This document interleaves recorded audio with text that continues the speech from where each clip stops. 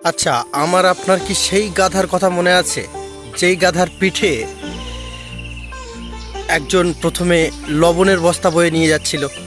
এবং একটা পুল পার হওয়ার সময় সে সেই পুলটা ভেঙে নিচে পড়ে গেছিল জলেতে, এবং জলে পড়ে যাওয়ার পর গাধাটি যখন লবণগুলো গলে গিয়ে যখন হালকা হয়ে গেছে, তো তার পরবর্তীতে সেই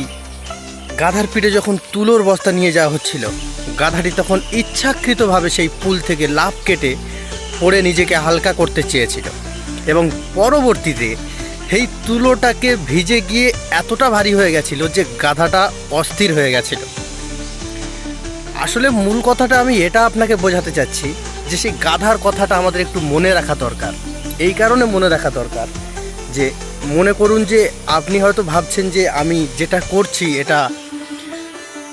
এতটা কষ্টকর যে পরবর্তী আরেকটা কিছু করলে সেটা হয়তো এতটা কষ্টকর হবে না। এই চিন্তা ভাবনা করে হয়তো আপনি মনে মনে করতে পারেন যে এটা না ওটা, ওটা না সেটা করতে যাব, বাট সেখানে আপনি বেশি পস্তাবেন। তাই যেটা করবেন